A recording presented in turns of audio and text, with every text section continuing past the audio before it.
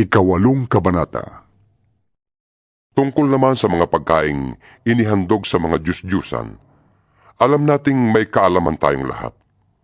Ngunit ang kaalaman ay nagtutulak sa tao na maging mapagmataas, samantalang ang pag-ibig ay nakapagpapatibay.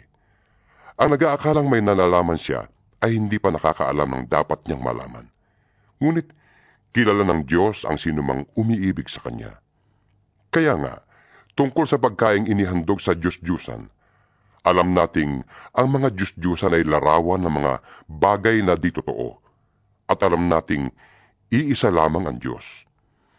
Kahit na may tinatawag na mga Diyos sa langit at sa lupa, at ang mga tinatawag na mga Diyos at mga Panginoon ay marami, ngunit para sa atin ay iisa lamang ang Diyos, ang Ama na lumikha ng lahat ng bagay, at tayo'y nabubuhay para sa Kanya.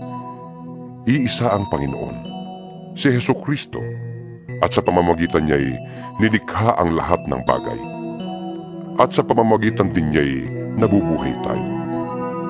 Subalit, hindi lahat ay nakakaalam nito. May mga taong nasanay na sa pagsamba sa mga Diyos-Diyusan noong una. Kaya't hanggang ngayon, kapag kumakain sila ng ganoong pagkain, inaakala pa rin nila na iyon ay handog sa Diyos-Diyusan. Dahil kulang pa ang kanilang kaalaman. Ang akala nila'y nagkasala sila kapag kumain sila niyon. Ang pagkain ay walang kinalaman sa katayuan natin sa harap ng Diyos. Walang mawawala sa atin kung hindi tayo kumain ng ganoong pagkain. At wala rin kabutihang maidudulot sa atin kung kumain man tayo niyan. Ngunit mag-ingat kayo. Baka ang paggamit ninyo ng kalayaang kumain ng anumang pagkain ay maging sanhi ng pagkakasala ng mahihina pa sa pananampalataya.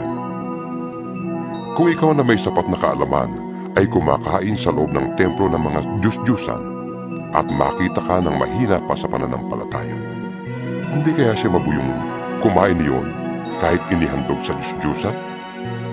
Dahil sa inaakala mong kaalaman ay napapahamak ang iyong mahinang kapatid na tinubos din ang kamatayan ni Kristo. Sa ganoong paraan, nagkakasala kayo kay Kristo sapagkat itinulak ninyo sa pagkakasala ang inyong kapatid at itinatanim ninyo sa kanyang isipan ang maling paniniwala.